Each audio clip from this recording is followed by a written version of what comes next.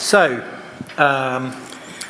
we're into a series of parables here on a Sunday morning, and I thought what we ought to do this morning was bring it to life a bit. So I'm going to need some volunteers. I need 3 volunteers. It's not embarrassing at all. You're just going to help bring this to life a bit. So don't rush all at once. I know what it's like. Otherwise I'll have to start picking on people. Small volunteers or big volunteers, I don't mind. I can cope with either. Are you volunteering, Monty, or are you under duress? No, I think it's me under duress. All right. Or is Mummy volunteering? You're bringing Mummy, are you? Okay. Well, Mummy, come and sit over here then. So I've got 1 volunteer. Mark, you're normally up for volunteering, aren't you? Well done. Come and have a seat. And Mr. Bailey, why don't you go on the end? There we go. That's our 3 volunteers. So who are the characters in this parable then? Who are the characters? We've got a king, we've got a servant, and we've got another servant. So we need to dress these folks up so they look the part. Are you going to be the king, Monty? Right, okay. You're just being supported. There we go. I think that'll fit around your head. Or it's going to be needs to be a bit tighter than that probably for your head. Let's see if that works. There we go. Sort of prop it up on your ears. Right, if you stand up for me, you've got to wear your kingly robes. Okay. So, we've got a king. Mark, if you can stand up for me a minute. We've got servant number 1. Not sure what servant's number 1's job is, but hopefully this will. Yeah, there we go. Let's do the job. There we go. Servant number 1. You can sit down again. And servant number 2. There we go. There we go. Right. And I think it's often helpful to try and sort of bring these parables to kind of a modern day understanding of what was going on. Because I don't know about you, but when we talk about bags of coins, bags of gold, it's just like, I'm not sure really what, is that significant or not? So what I thought I'd do is I would translate it into kind of modern day money. So we've got sort of a thing called a denarius, which is like a day's wage, okay?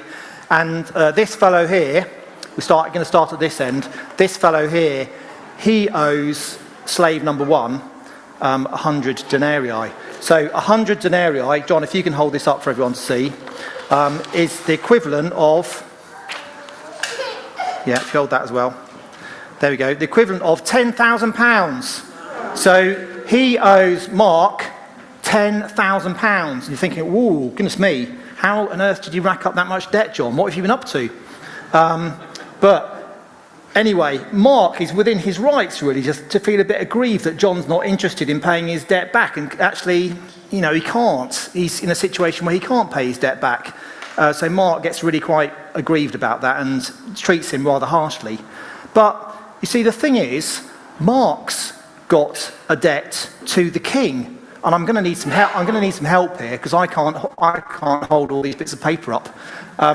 So if we work out what the debt that Mark owed the king was, using the same kind of, daily income, it's a staggering amount of money, and we're going to run out of hands.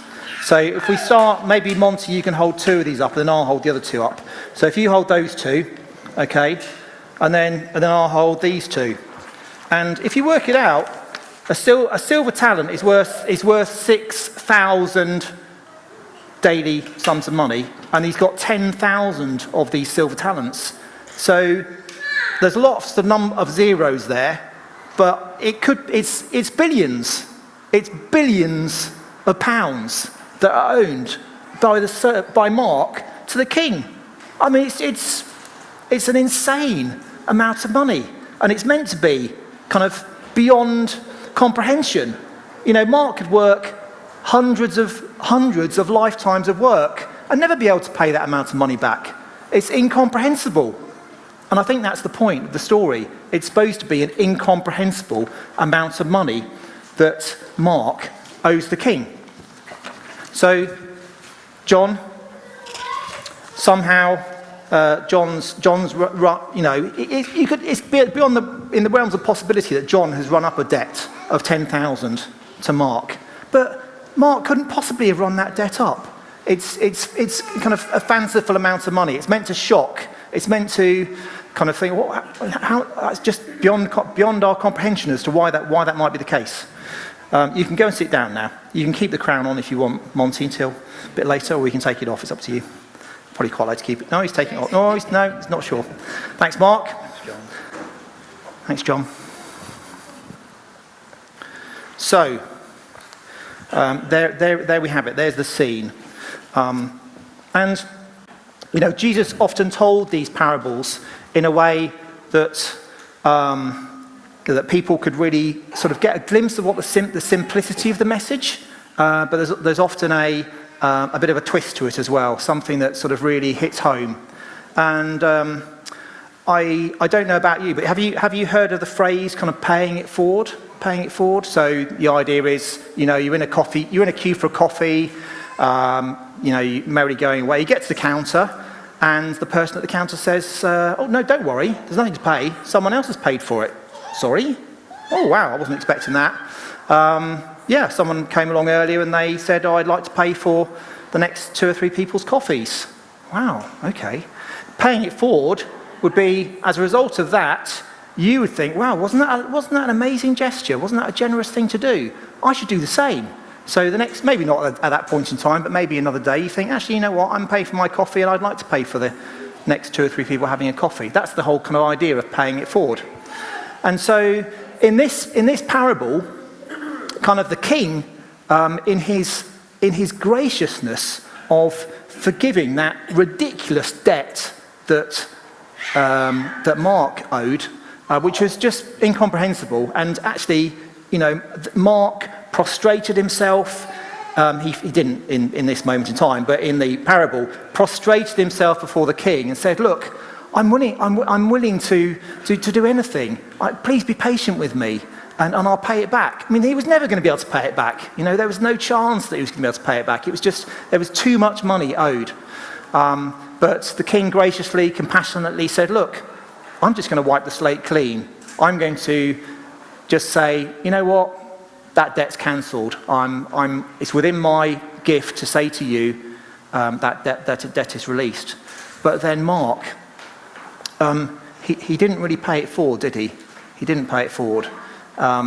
So when it got to the situation that he came across John, and John owed him, £10,000, which it's a significant amount of money. It's kind of a month's worth of work, and yet, what was he thinking?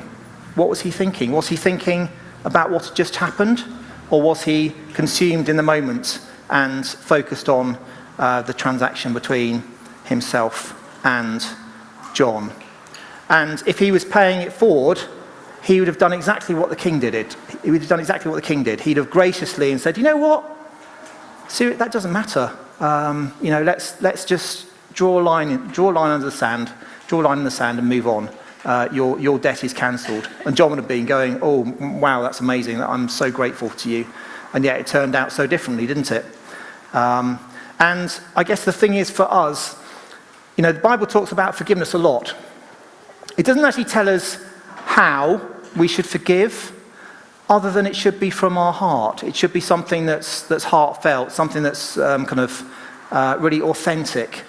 Often we can say, if we're giving some feedback to someone that we're sorry, sometimes we can say, "Yeah, I'm sorry about that." We don't really mean it, perhaps, but we know it's the right thing to say, so we say it. But sometimes it is heartfelt. And in the same way that we offer someone forgiveness, sometimes we can say, "Oh, I forgive you about that," just because you want to move on, but it's not really something that you deeply sort of sense in your heart. But that's what Jesus wants us to do. He wants us to get to a place where, when we're forgiving people, it's so heartfelt that it's just sitting with us in a compassionate way. Now, I guess the question is, when we're in the situation that Mark found himself in, where is our perspective? Is our perspective in the situation that has grieved us? Or is our perspective in the light of what the King has done? And the kingdom of heaven is all about our perspective, isn't it? And if our perspective is from in the light of all the King has done for us, then, oh my goodness, suddenly this situation becomes all that, well, it has the potential to become so much different in terms of how we might respond.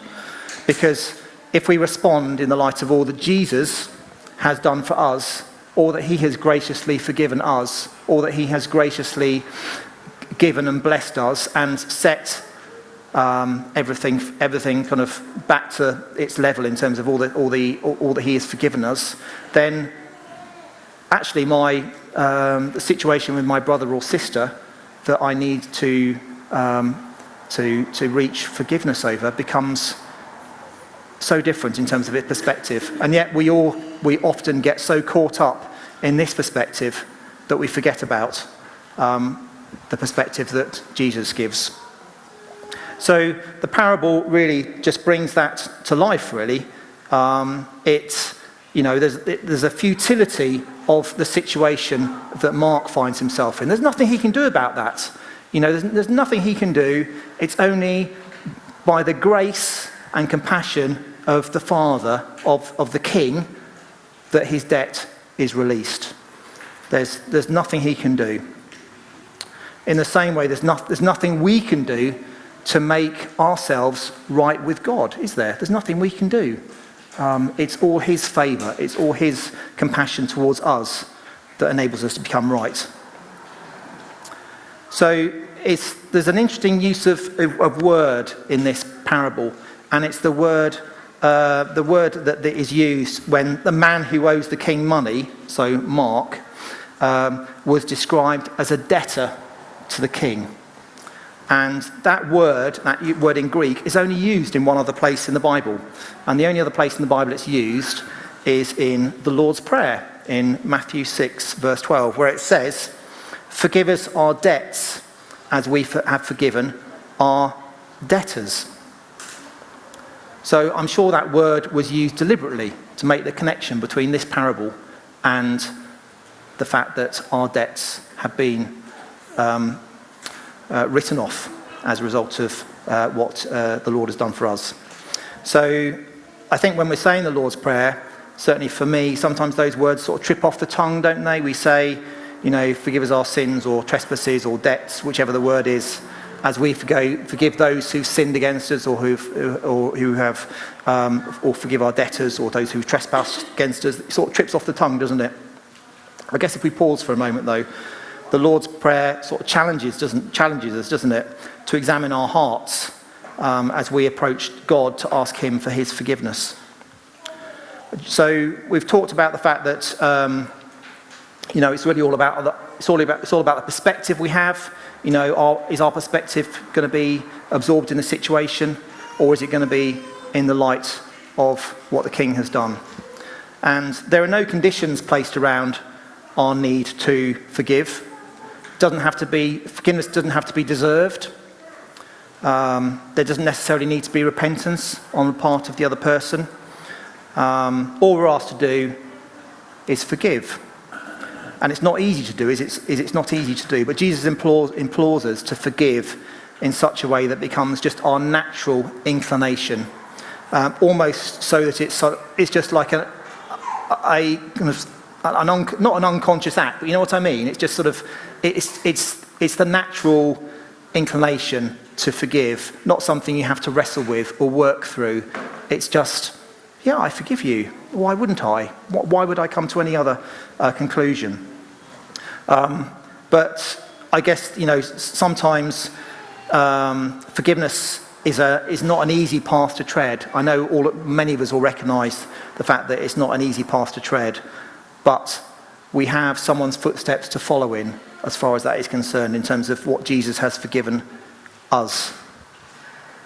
And so I think the end of this parable, which, to be honest with you, I I think we've discussed this at home group before, and I've kind of wrestled with it in my mind, because it talks about the fact that there's going to be the king, throws Mark into jail when he discovers what he's done to John, and says to the torturers, do your work while this debt is sorted. And if you don't forgive from your heart, that's what awaits you. And it's just I struggle to square that with God's loving nature. But I think it's for me, reconciling that, it's really I think what God is saying is, this is really important. This is really serious stuff. I want you to really be able to forgive each other in the same way that I've forgiven you.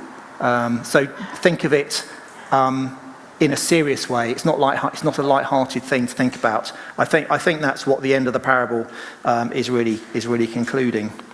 So it's kind of a bit of a sober reminder, I think, at the end of the parable, that forgiveness is something to forgiveness is something to really consider and make part of just our natural way of being. So as we come into worship again, let's be mindful of what a wonderful, compassionate, loving Heavenly Father we have, who has graciously repaid that kind of absurd debt that just is incomprehensible, can't be computed, and really can't be repaid in any other way other than the king saying, don't worry, I've got this. And that's what Jesus has done for us. He said, it's on me. I've done what's necessary. All I want you to do is live in that same way yourselves.